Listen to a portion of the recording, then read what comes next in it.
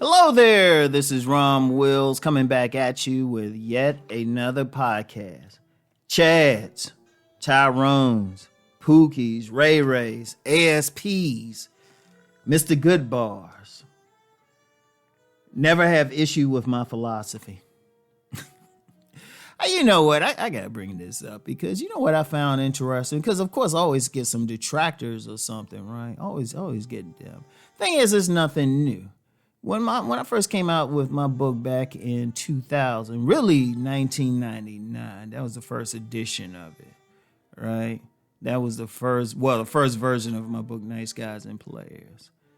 The funniest thing happened. Now, when I wrote it, I thought the players would be the ones who come for me.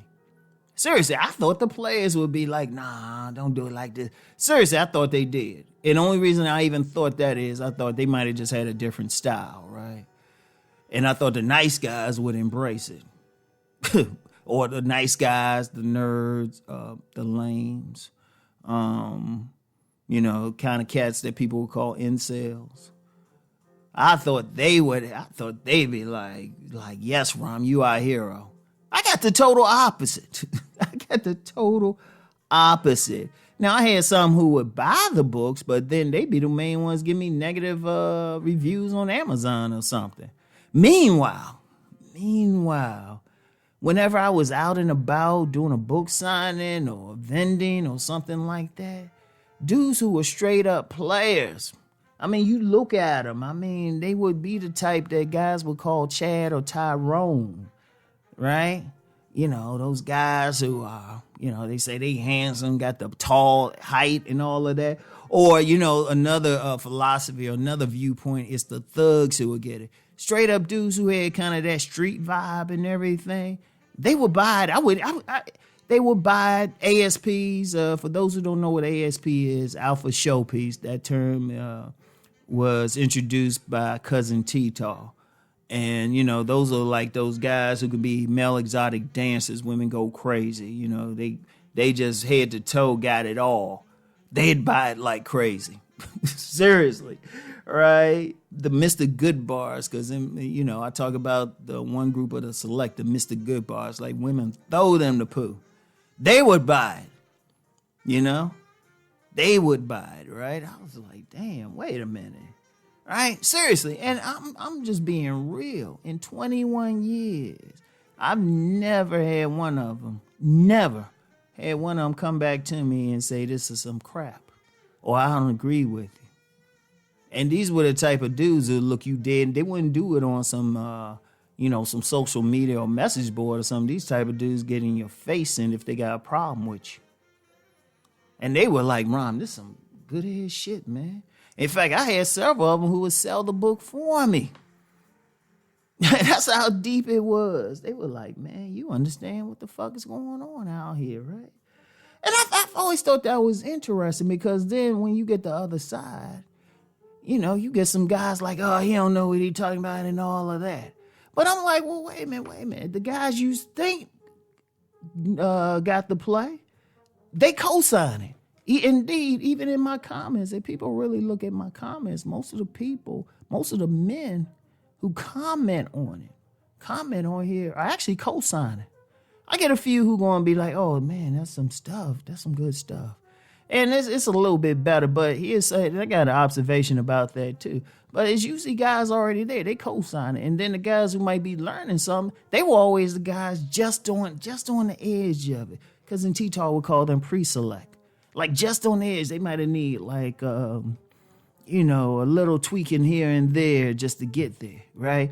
Because here's the thing. Here's why. Guys would read through my stuff or hear what I'm saying, and they can recognize what I'm talking about because they experienced it, right? They experienced it. That was the thing. They can relate to what I'm saying. I'm telling their story. That's what some guys told me too. It was like, man, you telling our side of the story, because a lot of people, when they talking about womanizers, men successful with women, they're always on the outside looking in, always on the outside. Because trust me, there's a lot of deeper stuff with it that I don't even bother discussing because it'd be over some people's heads. But then I can talk to them. They're they'll hit me back with it. Like, and I've talked about this several times. One time I did a seminar with some straight, true to the game thugs. They were only there because the judge told them they had to be there, right? They told me without even looking at my book, without me even having to like explain everything, they told me my book right. They gave me my book right back at me. I mean, seriously, I was like, damn, I can't even tell y'all nothing. And shoot, I ain't gonna lie, they were hitting me with some stuff. I was like, damn, they were not only telling me my book, and these true to the game thugs. They ain't have a problem, but then you get some dorky dude. And I'm just gonna be real with it, because you know, after a while you get tired of getting some bullshit from somebody who don't know anything. You get some dorky dude, they have no idea what the fuck going on. They think they know what's going on. But they can't, they trying. They're just like, well, dude, if your shit working for you, why are you in a position you in? You know? Seriously, I had to bring that up, because even to this day, I still see that. Even to this day. Indeed, like when I talk about my inner circle, most of the guys in my inner circle, shit, they be cheering up some ass. They be getting theirs and shit. They be getting theirs. Only thing I'm doing is just making it slightly better or giving them some insights. Because one thing, and this one of the common things that all these guys who were already kind of there said.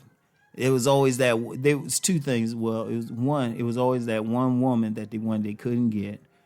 And then it was just managing what they did have. Indeed, I'd say maybe 70% of my consultations, 70% from the ones I get from males, 70%, I actually count them, 70% of these guys, right, really just want to know how to manage the women that they're dealing with. Seriously. And they be sending me pictures and everything. It's like, damn, Rom, you know, got these 2 fine-ass women or 5 fine-ass women, man. I need help in dealing with them. And I don't mind that. I don't mind that, because there's still some issues there, of course. But, you know, and I'm just like, I'm going to be real with y'all. I mean, I ain't too caught up in trying to help certain people. If you get something out of it, fine. Seriously. I don't need your money. I really don't. Like I tell people, I don't have a problem, because if anybody who really follow me, no, I got 3 fiction books out on the market. I'd rather just sit back and write them, and I still owe people that science fiction novel. Well, actually, I got a science fiction novella, but you know, I want to do a bigger one. But nah, that's just the most interesting thing, almost interesting dynamic. So anyway, wanted to just share that. And I know some people, they'll listen and get mad. Get over it. Get over it. If you ain't feeling my shit, don't listen. It's just that simple, you know. And if y'all notice in general, man, I don't be trying to convince people. Like one time I had this dude, he said, well, why should I buy your stuff? I was like, if you listen to my videos, don't want to buy my stuff, I don't got nothing else to convince you of. Because if y'all really listen, I don't actually push sales. If y'all notice, you know, I don't really push it. I just tell you it's there. And seriously, I'll be making some serious book sales. Because my thing is, if you feeling what I'm saying, you want more. And if you're not, hey, walk on. I'm good with that. I don't force anybody to like my shit. Because I don't give a fuck whether you like it or not. I'm just putting it out there. So anyway, right? Just want to share that into, you know, my real dudes out there who really getting this. Hey, man. Pop your collars, man. You know, praise the great pumpkin. Anyway, I'll talk to y'all later. Peace and blessings.